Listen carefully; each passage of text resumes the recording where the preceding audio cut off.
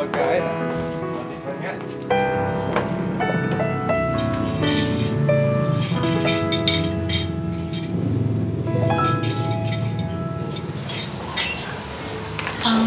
Mark? This might surprise you a bit, but, Ano yun na? nag-resign na ako sa work ko sa Ortigas. What? Bakit? Nag-decide na lang ako na maging housewife na lang. Gusto ko kasi na habang maaga pa lang, nasasanay na ako sa mga gawaing bahay. Lalo pa pag nagkaanak na tayo. Na, ayaw naman sayangin ang pinag-aralan mo sa college para maging housewife lang. Wala pa tayo isang buwan sa pagiging mag-asawa natin. Kaya okay lang, magdahan-dahan muna tayo sa pagbuo ng pamilya. Honey, sana intindihin mo ko. Ginagawa ko ito para sa atin. Tsaka pwede naman akong tulungan ni mama at ate sa pag-aalaga ng mga bata. Maski na. Hindi naman kita pinipigilan na magtrabaho. Isa pa, pwede mo namang alagaan ang maging anak natin sa daycare center. Hindi ako papayag doon. Ayoko na iwan ang anak ko sa ibang tao. Iba pa rin ang alaga ng tunay na magulang sa kanyang anak. Bahala ka nga! Wala na ako ng gana.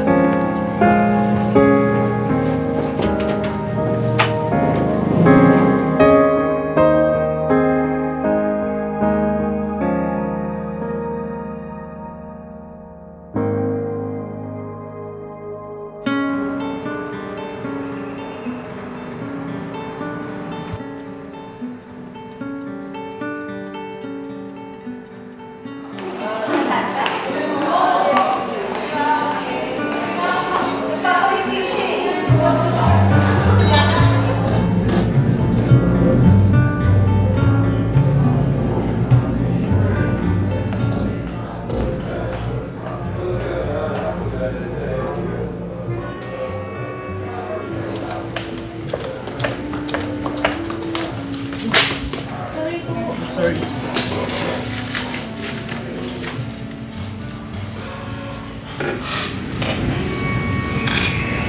Oh, Mark. What happened here? Sir, wala naman po kami accident lang. Pero okay na po. I see. You already met my new secretary. I would like to introduce you Miss Olivia Dumasalang. Olivia, I would like to introduce you my trusted confidant, Mark Banahag. Nice to meet you. Nice to meet you, sir. So, time na para bumalik ang dalawa sa trabaho. Okay, Sir Lauren. Parang bang problema? Wala naman. Okay naman. Nag-away lang kami kanina ng misis ko.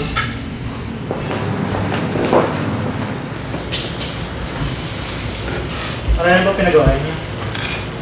Nalaman ko kasi na umalis na sa kanyang trabaho. Gusto niya lang daw maging housewife. Oh, may problema ba doon? May problema doon. Well, of course, una, sayang naman yung income na makukuha mula sa kanya. Pangalawa, ayoko naman maging breadwinner ng pamilya namin. Mahirap na. Mas mabuti nang mag-ipon kami ng maaga habang wala pa kaming anak. Pare, kailangan maging understanding. Babae yan. Mahirap ispilengin ng mga kagaya mo. Kung ako sa'yo, kakainin ko na lang yung pride ko.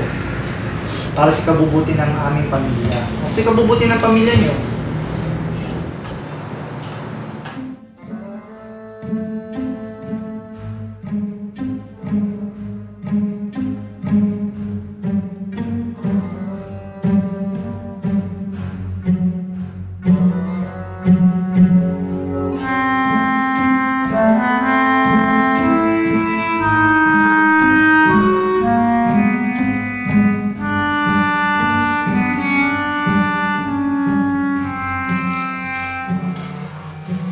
Olivia, ano nangyari dito? Sir Banaag, nagmamadali po ako eh. Kailangan po kasi ni Sir Mama yung mga papers sa meeting niya. Mamaya 2 PM, kaya yun, nadapa ako na ano yung mga files. Don't worry too much. Maayos din ang lahat. Huwag mo isipin na parang nabigo ka. Pasensya na po, ang dami ko po kasi iniisip eh. Olivia, saan na yung files? Ito po, Sir. In few minutes mag-start na yung meeting ko. Hanggang ngayon wala ka pa. Mag-isang linggo pa lang dito, nagkakamali ka na. May problema na kagad sa'yo. Victor, you're being too harsh to her. Just give her another time. Para masanay siya. Okay. I expect you sa susunod maging maayos ka. Yes, ha? sir. Hindi kita binabayaran dito para magkamali, para magkaroon ako ng problema. Gosh. Isimula na yung meeting. Sige, muna na ako sa inyo.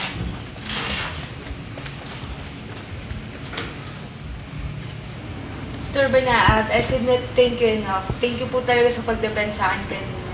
Walang ano man. I've been in that position before nung nagsimula pa lang ako. Pero eventually, makakaya mo rin yan. Sige po, balik na po ako sa desk.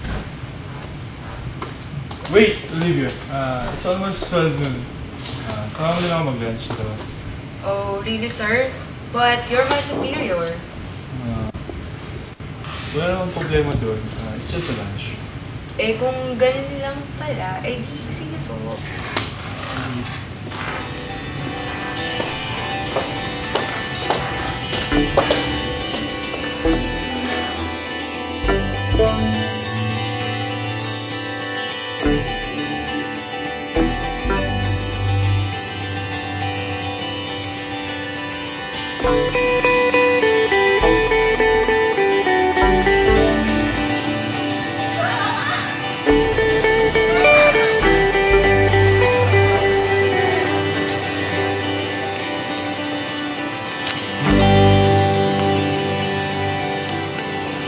Sir, mayaman po ba kayo?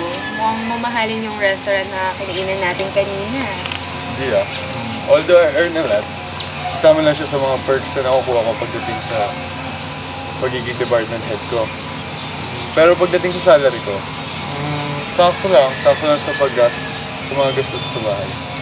So, ang swerte niyo pala, Mr. Banat. Umuha akong tawagin sa pangalan yan. Inside, I'm your superior. Outside, I'm just like everybody else. So, what should I call you then? Mark. Just call me Mark. Okay, Mark. Honestly mas mukhang okay kayo kaysa kay Sir Victor. Kasi yun, nakakatakot yun eh. Ganun. Yeah. Once na makilala mo, mabait yun. Kaso lang, medyo may pagka-playboy siya eh. May girlfriend po ba kayo? Wala. Why do you ask? Ano yung nasa kamay mo? Kasal ka na pala. Well, you caught me there. Matanong ko nga, ano yung hinahanap mo sa isang relationship? Ang hinahanap ko sa isang tao, yung willing maghintay sa akin para makabuo ng isang pamilya. Siyempre, gusto ko magtatrabaho muna ako para makaipon kami mag-asawa para sa magiging anak namin. Tsaka, hindi ako papayag na may pumilit sa akin na magkaroon kagad ako ng anak. Kapag ready na ako, doon ako magsasettle lang. Wow, namiss naman ako doon. Doon din naman kasi yung pananaw ko. Ayoko din kasi mahulog sa mga dinitisahan ng magulang ko. Lalo na't nagbabago ang family dynamics ko. Tama, mayroong mga gay and lesbian ngayon na nag-aampon. Tapos, yung lalaki, minsan nagiging housewife. Iba na talaga. Oo nga. Matanong ko nga, may boyfriend ka na ba? Ang dami mo kasi nga lang sa relasyon ng pamilya. May boyfriend ka na ba? May boyfriend ka na ba? May boyfriend ka na ba? May boyfriend ka na ba? May boyfriend ka na ba? May boyfriend ka na ba? Uy, ba't ka tulala? Wala, may naalala lang ako. Sigurado kang okay ka lang. Okay lang ako pa.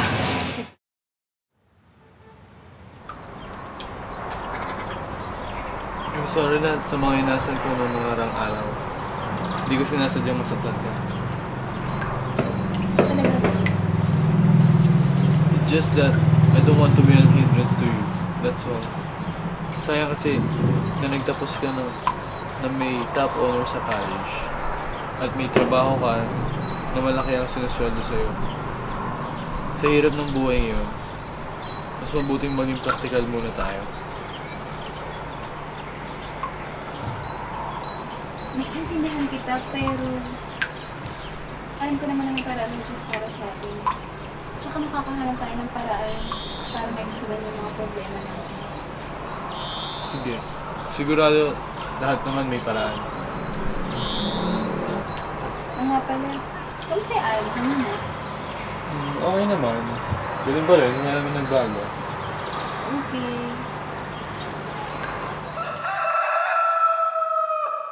Ha? Ano sabi mo? Well, I thought what you said before.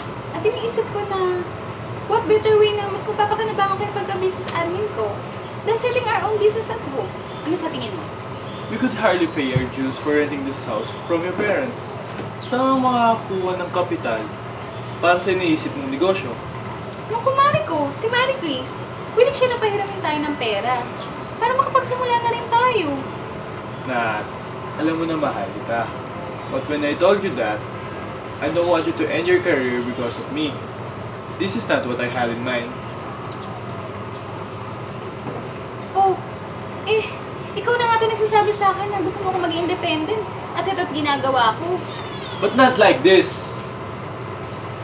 Bakit ka nag-aalala sa akin? I still want to be a housewife, pero sinusunod ko din ang gusto mo at ito't ginagawa ko. Wala naman ako nakikita masama sa pagtatayo ng isang maliit na flower shop. Ang labo mo, Nat. Ginagawa ko pang komplikado ang lahat. Ako malabo? Ano ba talagang gusto mo? Bahala ka nga. Mark!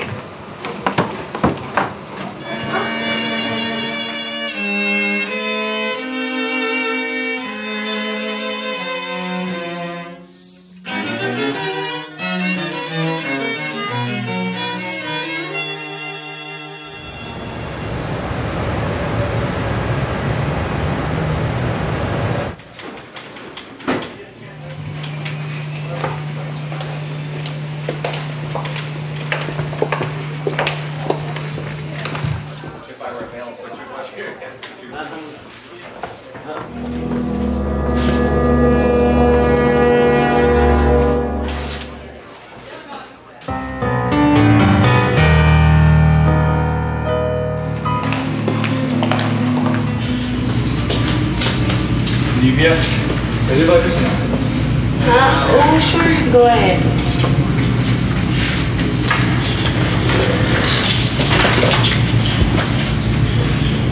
So, what's with the sad face? I just had a bad day, that's all. You can talk to me. I'm your friend. Bakit kasi ang unfair ng buhay? Ang dami ko gusto mga sa buhay ko. Magkaasawa, magkaanak, lahat. Pero hindi umaayos sa mga gusto kong mangyari. Hindi ko alam kung bakit ako pinaparusahan ng Diyos. Imposible naman yan. Tingnan mo nga yung sarili mo. Gwapo, matalino, mabait. Baka hindi mo lang nakikita yung blessings na nasa harapan mo. Talaga, salamat sa payo. Ikaw lang siguro nakakaintindi sa atin ang dadaanan ko ngayon. Wala yun. Ito talaga ginagawa ng kaibigan. Kaputulong. I don't know how to repay you, but I was thinking, would you like to go home to my house for dinner? What? Why? Friendly dinner lang naman eh. Nothing wrong with that. I don't know what to say, Mark. Oh, okay. Just in case. Here's my address and phone number. Nandiyan na lahat ng contact details ko. Sige, thank you. Kailangan ko na mag-work ulit. Sure thing. Just call me.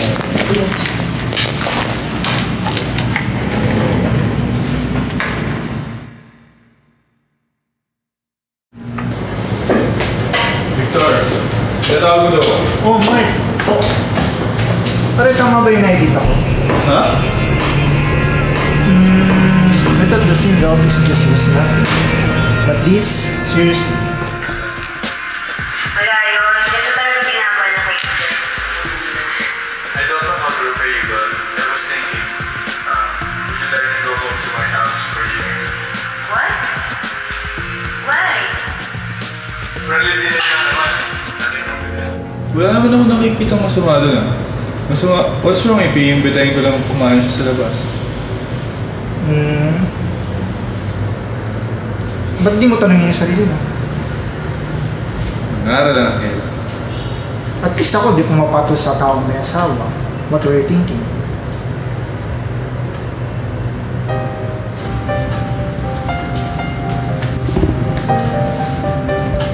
I'm not gonna wash your back with this.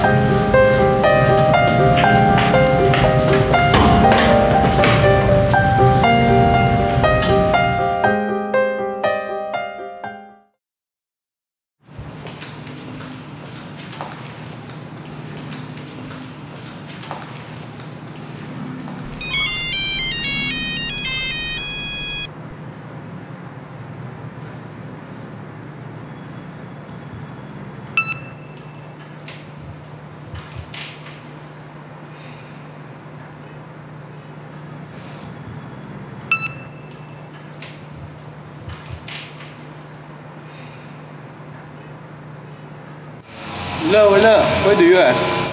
Ano yung nasa kamay mo? Ah, kasal ka na pala.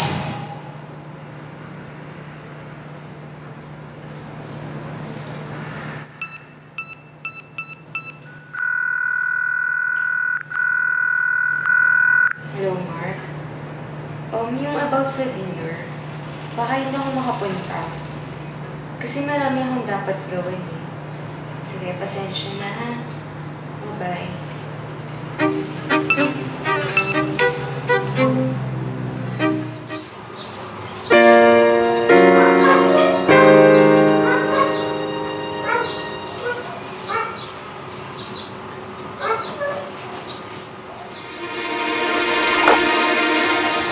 Mari, buti tinawagan mo ako kaagad.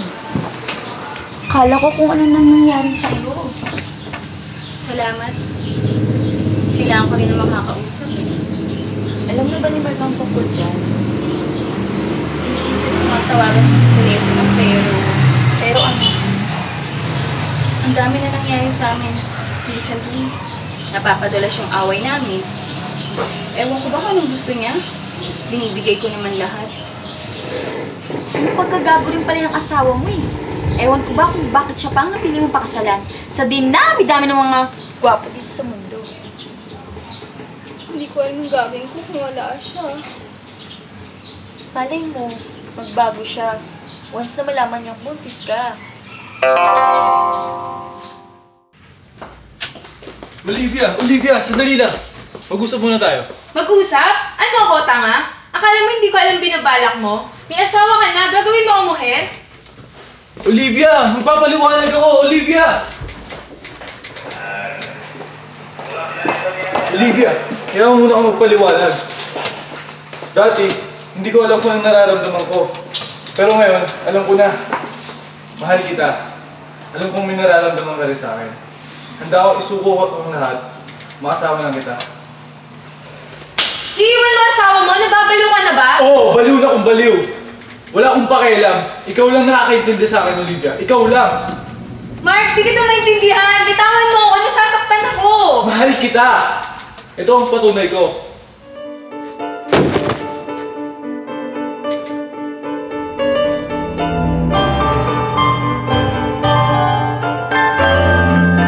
Walang niya ka, Mark! Walang niya ka! Nat!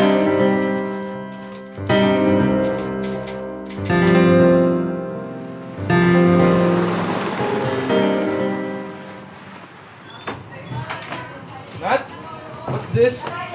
I think you're going overboard with this. Ako overboard? What about you? Ang kapal ng mukha mo pagtaksilan ako. Nat, Sino ka at anong ginagawa mo sa asawa ko? Mark, bakit? gusto mong malaman kung bakit? Hindi mo naiintindihan kung ano gusto kong mangyari sa pagsasamang ito. Si Olivia lang ang nakakaintindi sa akin. Siya lang. Mas mabuti bang iwan na lang kita at magsama na Yung ba ang dahilan? Dahil may pagkukulang ako? Hindi mo ba nakikita? Ang dami ko isinuko para sa'yo. Ang trabaho ko, ang career ko, lahat yung ginawa ko para sa'yo. At ako pa? Ako pa ang hindi nakakaintindi sa makapal mong mukha? Inisip mo ba na ako din nahihirapan sa relasyong ito? Akala ko pa nandito tayo para sa isa't isa. Sa hirap at iginhawa. Nat. Lumayas ka! Lumayas ka dito! Lumayas ka!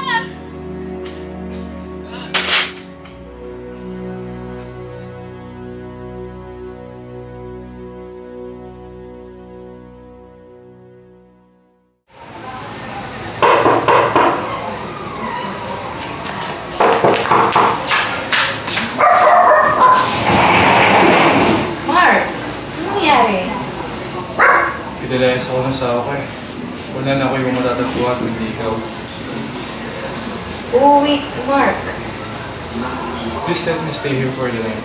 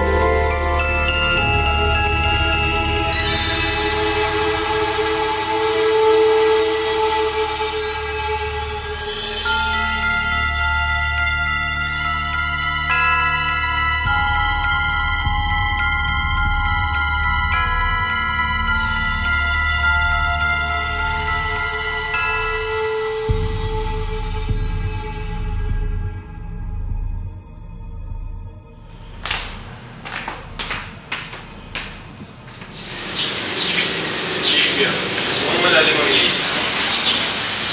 Mark, naalala mo nung nag-usap tayo? Ba't tinanong mo sa akin yung boyfriend ako? Oo, bakit? Kasi nung mga panahon na yun, hindi ko magawa sagutin yung tanong mo. Meron kasi ako tinatago tungkol sa nakaraan mo. Nakaraan na di ko kaya kalimutan. Isang taon na nakakaraan, may nakilala ko sa lalaki na nagsabing mahal niya ako.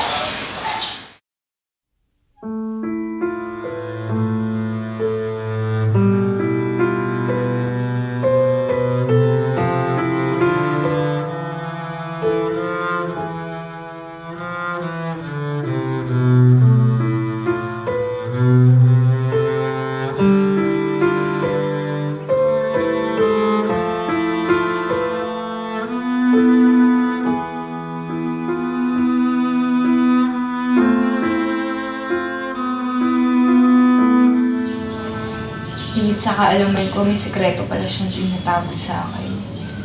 May asawa at anak na pala siya. Tagal na na kami niloloko. Di nagtagal na namin ng asawa niyang pangangalawa niya. Pinuntahin niya ako sa bahay. Inakusahan niya ako mga agaw at manggagabi. Pati ang pamilya ko nung nalaman nila, tinakoy nila ako. Pilit ko sinabi sa kanila na wala akong kasalanan pero ayaw nila maniwala sa akin. Masakit pa. Iniwan ako ng lalaking yun. Kung kailangan ko siya. Hindi nagpakalalakan bastardong yun para harapin mga kasalanan ginawa niya. Masakit yun para sa akin, Mark. Pinagmukha niya akong tanga. Kaya iniwan ko lahat para magsimula ng bagong buhay. Para nung makilala kita. Akala ko ipa ka sa kanya. Niloko mo rin ako. Hindi lang ako, pati ang asawa mo.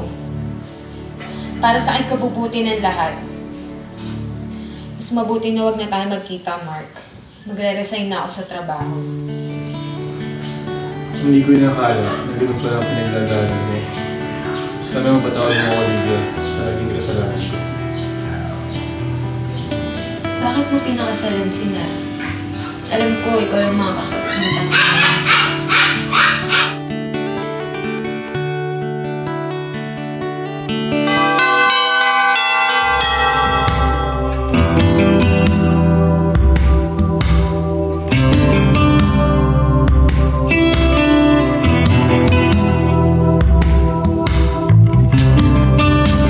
Take this ring as a symbol of my love, to cherish one another, to have and to hold, richer and poorer, sickness and health, till death do us part.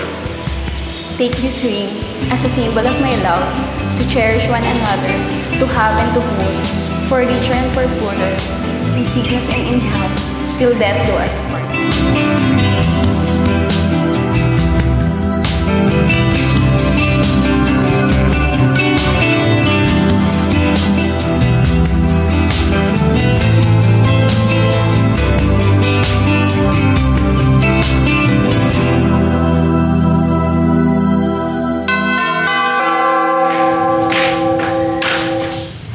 So, saan tuloy mo?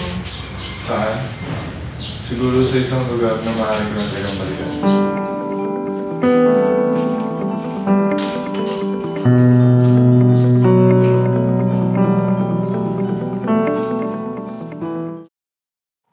Nat? Saan kaya yun? Saan kaya siya pwede makita? Ah! Tao po. Tao po. Oh, it's you. Marie Chris! Kailangan ko makausap si Nat. Pakiusap. Gusto mo ito ang kausapin mo?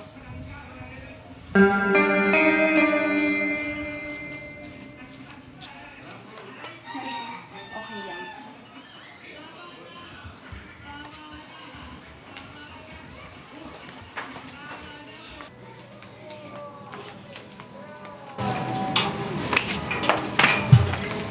Bakit mo ko hinahanap?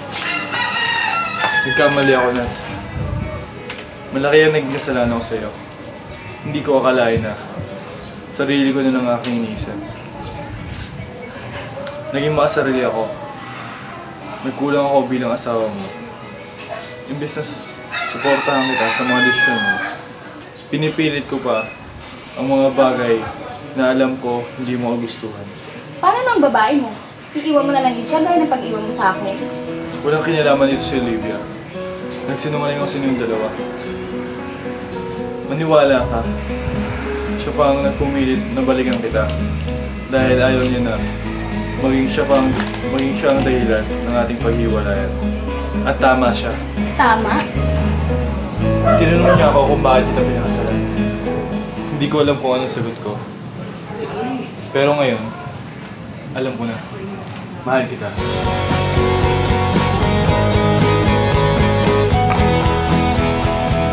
At mahal din kita. Mark, may sasabihin ako sa'yo. Ano yun? Buntis ako. Ano? Talaga? Yes! Tatay na ako! Magiging tatay na ako! Salamat!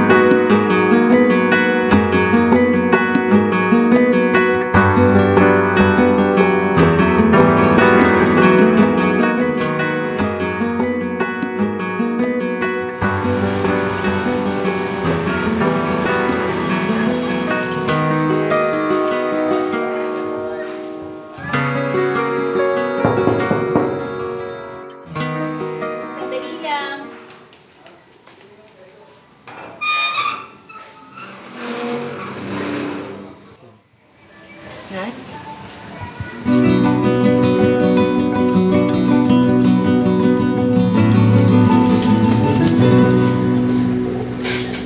Thank you. Si Mark ba ang... Ang ama?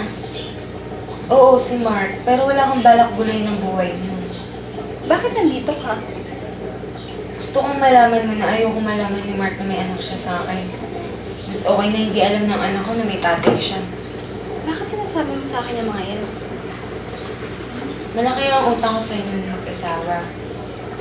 You guys deserve to be happy. At ayoko makihati doon. Balak mong buhay ng anak mo mag-isa? Yeah. Sa ngayon, may trabaho ako sa Pasig, sa isang bangko. On leave ako kasi ilang linggo na lang manganganak na ako. Gagawin mo yun para sa amin ni Mark? Oo. Mahal mo pa rin ba siya? Mahal ko pa siya. Pero alam ko, may lalaking darating sa akin. Ayoko maging mga agaw. Ayoko maging kerita.